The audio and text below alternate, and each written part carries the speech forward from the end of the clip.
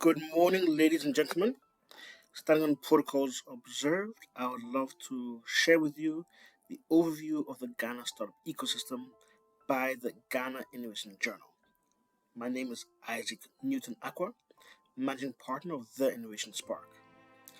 I am proud and honored to be part of the Startup Week 2025 under the banner of fueling Ghana's 24-hour economy, looking at startups as a catalyst. We have amazing speakers today. I'm going to share with you about how startups are impacting. Before I go there, let me tell you a little bit about myself. So I've worked for various institutions like the International Trade Center, the UN, Inter-Africa Trade Fair, spoken at the Ethereum Foundation, worked with GIZ, so worked across the ecosystem in Ghana, supporting startups, helping them scale, grow, and be aware of opportunities. We call ourselves ecosystem enablers. We don't just do this in Ghana, but across Accra, Ivory Coast, Rwanda, Ethiopia, Nigeria. We're active on the ground, training, supporting, working on policy, working on AI and emerging tech to really move the needle forward. And as ecosystem enablers, we also get to be very close to all members that help shape the ecosystem. And therefore, I'm sharing with you the insights and lessons that we have learned thus far. When it comes to the Innovation Spark, we accelerate founders, uplift hubs, and fuel the engines of Africa's startup ecosystem. That is the reason that we exist. We help ideate, innovate, and implement across the whole value chain of the startup ecosystem. We have done various accelerated programs and training programs to do just that. And from the Innovation Spark, we also have the Ghana Innovation Journal, standing on a quote by Adawa Soa, one of the critical elements of successful digital ecosystems is recorded wins. So our goal has been to record the wins of Ghanaian innovators, from Mishi Adi to Foster to Mubarak to Sobita, and all the people winning and creating great solutions, so that the ecosystem knows, and we highlight Ghanaians home and abroad. And to do this, we've built a platform across multiple channels, LinkedIn being our dominant one with over 10,000 followers across the Innovation Spark and the Ghana Innovation Journal. And we have lots of newsletters and others to really make sure our impact goes widely. So we do hope that you follow. But where we really want you to know, what we really want you to know, is before transformation comes understanding. The Ghana Innovation Journal brings clarity, and the Innovation Spark ignites the momentum. We really believe that knowledge is power, and therefore, with the Ghana Innovation Journal, we're helping share this knowledge and share this power. And then on that note, we do invite you to download the reports that we have created. You can start here, which will take you to one of the reports. You can find all our other reports on the site. Or you can find us online, the Innovation Spark or Ghana Innovation Journal, which will help you catch up with everything that we have going. But now let's dive deep into the Ghana ecosystem. To really understand the Ghana ecosystem, we need to look at first the hubs. Over the years, we now have 100 hubs across the whole country of Ghana. These are really helping spread acceleration of knowledge, capacity building, and really making sure that innovation takes place everywhere. Before, it was limited to just the capital and Kumasi, but now in all 16 regions, there are innovation hubs really leading the charge. And this is just a few of the hubs that we have. Please, it's not exhaustive, but just you can really see some of the strong names. In Bono, you have hubs like Agrico Hub, Yaisen all the way in Upper East. And of course, in Accra, you have many like Mest and Inno Hub and others, really spurring the innovative growth of what's happening. and really testament to the Ghana Hubs network of really being able to manage, encourage, and support these hubs to give them the capacity and the skills to grow and scale. The hubs are really the backbone of what happens in the ecosystem, so that's really a great place to start to see what's happening. Of course, you have lots of other ecosystem enablers, but you also then have the actual startups that are doing things. Once again, just a quick overview, but from fintech, agri, health, logistics, mobility, media, which we sometimes forget, but companies such as WeFlix is the largest subscription base after Netflix and DSTV in Africa.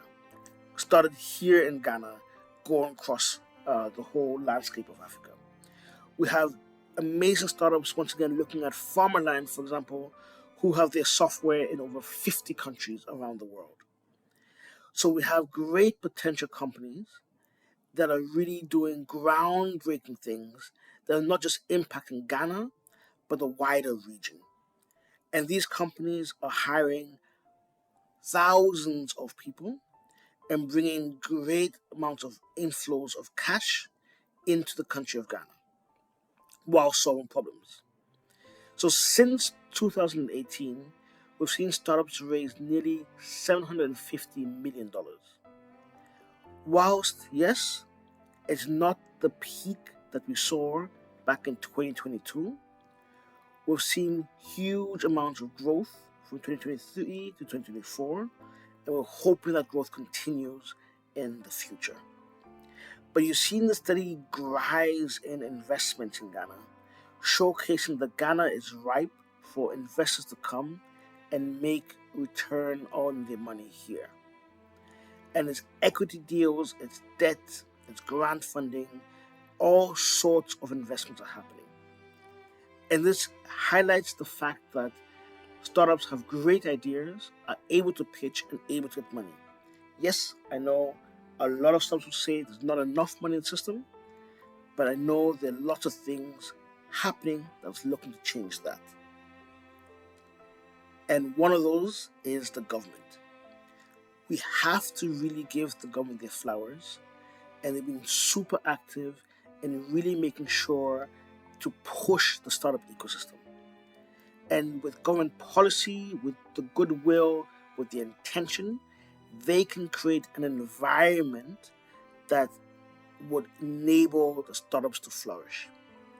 Everything from innovation vouchers from MESTI, now MEST, security exchange, enabling for crowdfunding, which will now enable more money to come into the system. Bank of Ghana readying for crypto regulations, which is now in December going to take place for digital assets to be regulated and start, which is going to open the whole door of Web3 companies to be established here. And of course, we have other policies that are taking place, like the Ghana Innovation and Startup Bill.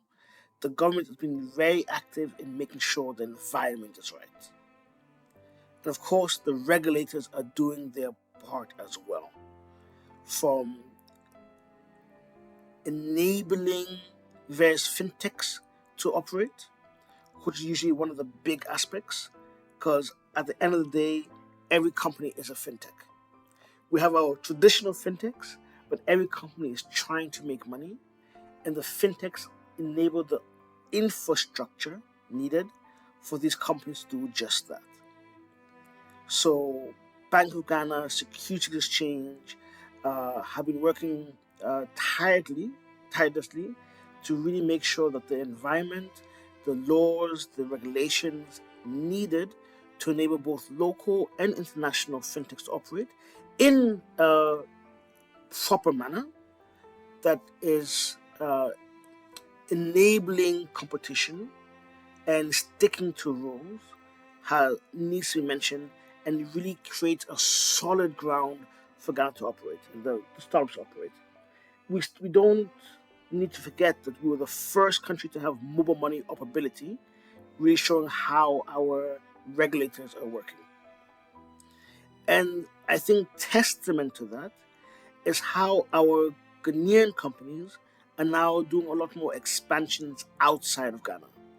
From Copianto going into Malta, you have the traditional Nigerian expansions, but now also going into Francophone Africa and into East Africa. We see these companies really scaling, which means they've been able to find product market fit and identify other markets outside of Ghana that they could also work in and do well in.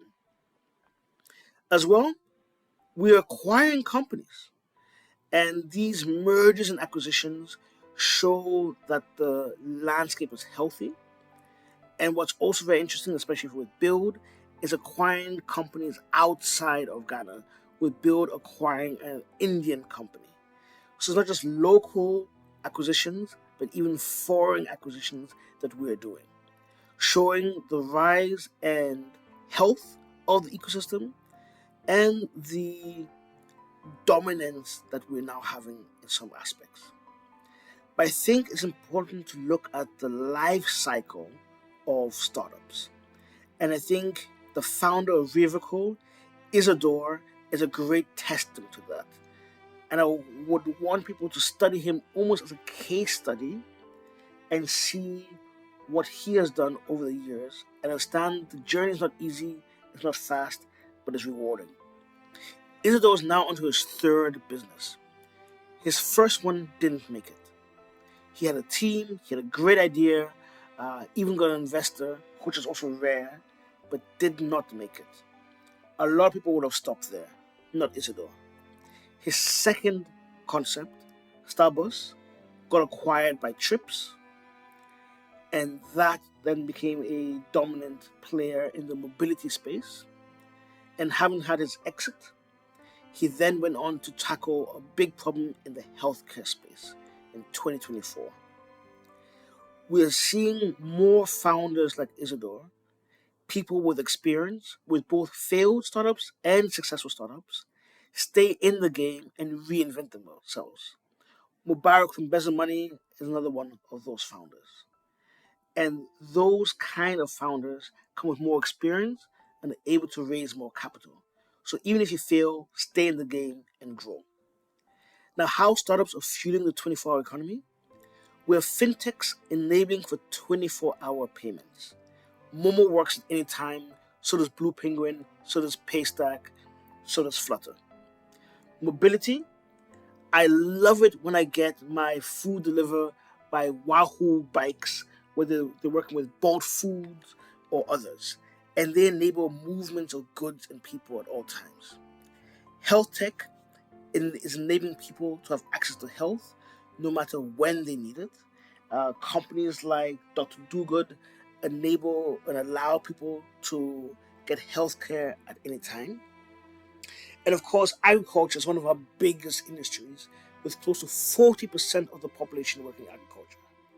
Any tech that enables agriculture to flourish, whether it's pest control, better drone delivery, market aggregation, market information, enables the farmers, the producers, and the middlemen all to flourish. These are all enablers of the 24-hour economy. We're not just taking part of it, we are the 24-hour economy. And strengthening startups enables more of that to work. So as I wrap up, this is my plea. For startups, share your stories. Your stories will encourage other startups. Let innovators and investors know what's going on. For hubs and ecosystem actors, use our data and our reports and other data to help you shape your programs, your grant proposals, and your strategy. For investors, leverage our gold rush intelligence, where we have insights to every deal that's taking place in Ghana over the last 5 years, for you to see what's really going on and where the hot areas are. And for policymakers, please use our data, but more importantly, make data available. Data access, push the strategies forward, push the policies to help make this place a more conducive environment. Ghana has the right talent, the founders, and the AI capacity, and right now as well the regulatory momentum. What we need now is acceleration. The 24-hour economy gives us the platform to build a modern, productive. How are you taking part in that? We look forward to hearing from you. Please feel free to reach out. The contact is on the screen or the Innovation Spark on across all channels. We believe in Ghana and we believe in you. And we look forward to making 2026 the best year Ghana has seen. More hubs, more investments, more scaling of startups locally and internationally. And lastly, congratulations, Solomon and the whole Association of Ghana Startups team and everyone involved for making this event a success. We believe that coming together, converging, sharing ideas, and celebrating our wins is very important. And look forward to seeing more and hearing more about the results from today.